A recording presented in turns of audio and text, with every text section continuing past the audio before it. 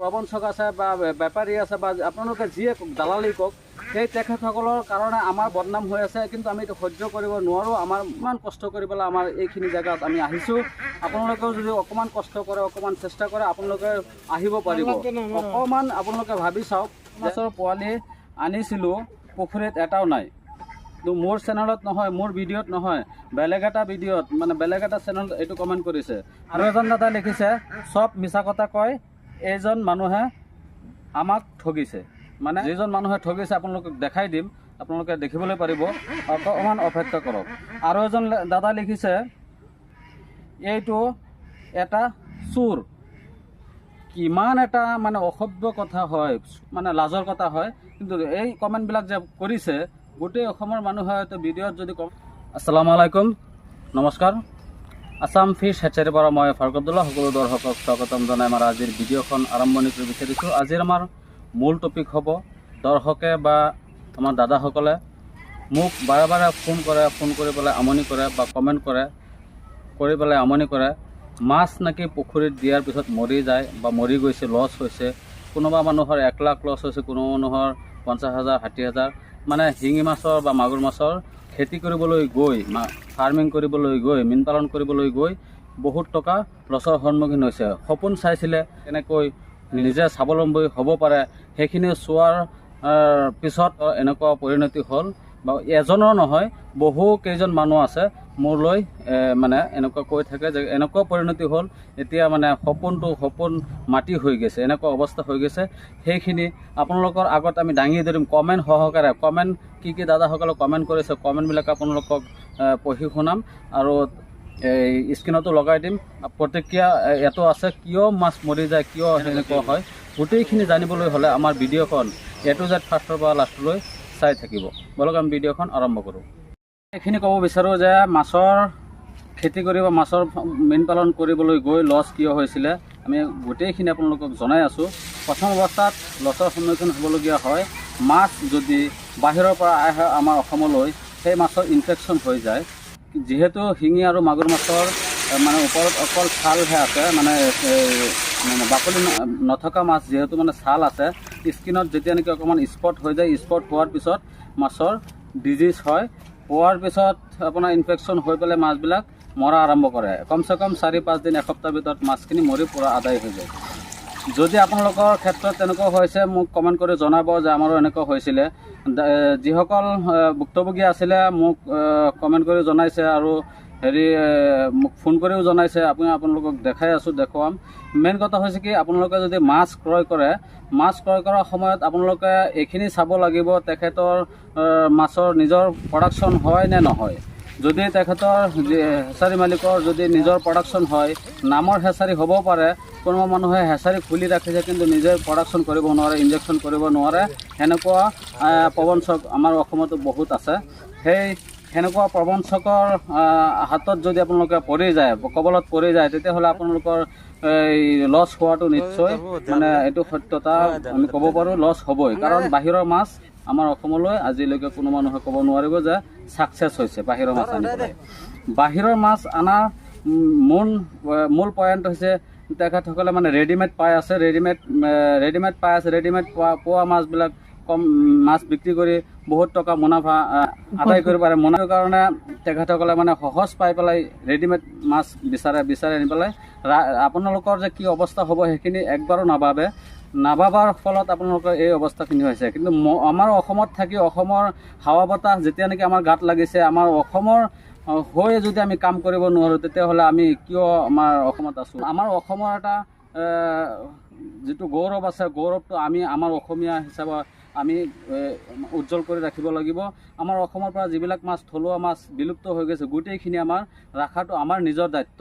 এইটো আমাৰ দায়িত্ব বুলি আমি কৈছোঁ, আমাৰ নিজৰ দায়িত্বটো কৈছোঁ। যদি আপোনালোকৰ সেইটো ভাল বুলি ভাবে, তেতিয়াহ'লে আমাৰ অসমৰ কাৰণে আপোনালোকে উন্নতিৰ ৰাস্তা নিজে খুজি ওলাব।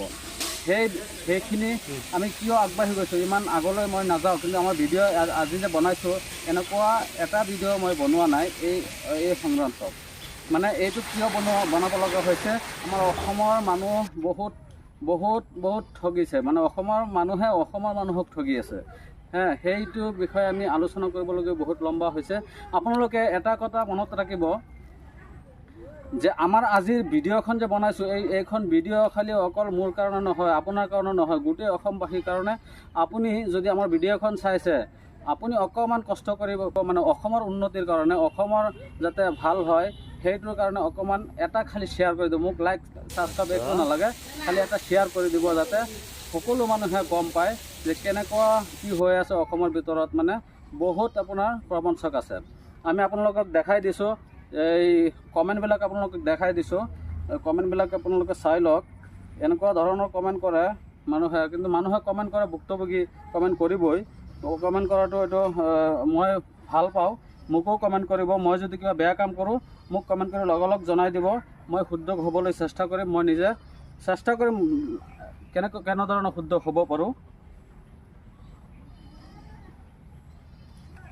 এটা কমেণ্ট আমি পঢ়ি দিছোঁ, শিঙি মাছৰ পোৱালি আনিছিলোঁ পুখুৰীত এটাও নাই। এইটো এটা কমেণ্ট, এজন দাদা এইটো কমেণ্ট কৰিছে। মোৰ চেনেলত নহয়, মোৰ ভিডিঅ'ত নহয়, বেলেগ এটা ভিডিঅ'ত, মানে বেলেগ এটা চেনেলত এইটো কমেণ্ট কৰিছে। মোক স্ক্ৰীনশ্বট মাৰি পঠাই দিছে। আৰু এজন দাদাই লিখিছে, চব মিছা কথা কয়, এইজন মানুহে আমাক ঠগিছে। মানে তেখেতক ঠগিছে এইজন মানুহে। যিজন মানুহে ঠগিছে আপোনালোকক দেখাই দিম, আপোনালোকে দেখিবলৈ পাৰিব। অকণমান অপেক্ষা কৰক। আৰু এজন দাদা লিখিছে, এইটো এটা চোৰ। কিমান এটা মানে অসভ্য কথা হয়, চোৰ বুলি কোৱাটো এজন মানুহক, এইটো বহুত অসভ্য। মই কিন্তু ভাল পোৱা নাই। এজন মানুহে যদি কিবা অসভ্য কাম কৰিছে, কিবা দুৰ্নীতি কৰিছে, চোৰ বুলি ক'ব নালাগে। মই এইটো ইমান ভাল পোৱা নাই। তথাপিও মানে যিজন মানুহে চোৰ বুলি কৈছে, এজন মানুহে যদি আনজনক চোৰ বুলি কয়, বহুত কষ্ট পাব লাগিব মনত। বহুত কষ্ট পোৱাৰ পিছতহে এজন মানুহে আৰু এজন মানুহক চোৰ বুলি ক'ব পাৰিব। বহুত এটা মানে নিম্ন পৰ্যায়ৰ ভাষা এইটো ভাষা মানে ক'বলৈ গ'লে বহুত মানে লাজৰ কথা হয়। কিন্তু এই কমেণ্টবিলাক যে কৰিছে, গোটেই অসমৰ মানুহে হয়তো ভিডিঅ'ত যদি কমেণ্টবিলাক চায় এইখিনি চাব পাৰিব। কিন্তু কমেণ্ট বহুত মানুহে নাচায়, বহুত মানুহে নুবুজে। কিন্তু সেইটো কাৰণে আমি আজি ভিডিঅ'ত ক'ব লগা হৈছে। আমি স্ক্ৰীণত আমি দি দিছোঁ, গোটেই কমেণ্টবিলাক আমি স্ক্ৰীণত দি দিছোঁ। আপোনালোকে চাই লওক, এটাৰ পিছত এটা আমি স্ক্ৰীণত দি আছোঁ। স্ক্ৰীণৰ পৰা আপোনালোকে যদি স্ক্ৰীণত পঢ়িব নোৱাৰে তেতিয়াহ'লে আপোনালোকে স্ক্ৰীণশ্বট মাৰি পেলাই স্ক্ৰীণৰ পৰা উঠাই আপোনালোকে পঢ়ি চাব কি বেয়া কমেণ্ট কৰিছে। কিন্তু কমেণ্টবিলাক বেয়া কৰিছে। মানুহ যেতিয়া নেকি উপায়হীন হয়, মানে টকা পইচা, নিজৰ ধন যেতিয়া নেকি গতি থকা কষ্ট উপাৰ্জন পইচা, সেই ঘটা ধনবিলাক যেতিয়া নেকি আৰু এজন মানে প্ৰবঞ্চকে মানে দালাল হিচাপত দালালি কৰি যদি পইচাবিলাক লৈ যায়, কিবা এটা বস্তু এটা দি, বেয়া বস্তু দি যদি লৈ যায়, কিবা এটা বস্তু আপুনি কিনিলে, কিন্তু বস্তু কিন্তু ভাল হ'ব লাগিব। যদি ভাল হয় আপোনাৰ পইচাটো কিন্তু কামত লাগিব। বেয়া যদি হয়, বেয়া বস্তু দি পেলাই আপোনাৰ ভাল পইচাটো লৈ গৈছে, যোৱাৰ পিছত আপোনাৰ মনটো অট'মেটিকলি বেয়া হ'ব। আমাৰ ইউটিউব চেনেল বন্ধুসকল, আজি আমি আৰু এটা কথা ক'বলৈ বিচাৰিছোঁ। আমাৰ বহুতে কয় হেচাৰি নাই বুলি কয়, কিন্তু আমাৰ হেচাৰি আছেনে নাই, আমাৰ প্ৰডাকশ্যন আছেনে নাই, আমাৰ পুখুৰী কিমান আছে, পুখুৰীবিলাক আমি দেখুৱাবলৈ যিকেইটা পুখুৰী দেখা পাইছে, গোটেইকেইটা পুখুৰী আমাৰ হয়। আৰু গোটেইকেইটা পুখুৰীত আমাৰ শিঙি মাছৰ পোৱালি হয়, শিঙি মাছৰ পোনা হয়। আপোনালোকে আমি দেখাই আছোঁ, ভিডিঅ'ত আমি ক্লিপবিলাক লগাই দিম, কেনেকুৱা যে আমাৰ শিঙি মাছৰ পোৱালি হয়, সৰু ডাঙৰ গোটেই মানে জাতি, সৰু আছে, ডাঙৰ আছে, 1/2 inch, 1 inch, 1.5 inch, 2 inch, 5 inch, 6 inch, 7 inch, 8 inch, ইমান মানে ডাঙৰ আমাৰ গোটেই এভাৰেজ আমাৰ ইয়াত মাছ আছে। গোটেই মাছ যিমানখিনি সৰু ডাঙৰ মাছ আছে, গোটেইখিনি আমাৰ ইয়াত মাছ আছে। আপোনালোকক দেখাই আছোঁ, আপোনালোকে চাই যাওক খালি। এই আমাৰ এইটো পুখুৰীত যে আমি দেখাই আছোঁ, এইটো পুখুৰীত আছে আমাৰ ডাঙৰ মাছ। আমাৰ পুখুৰীৰ পৰা আমাৰ এতিয়া হাৰ্ভেষ্টিং চলি আছে, মাছ বিক্ৰী হৈ আছে।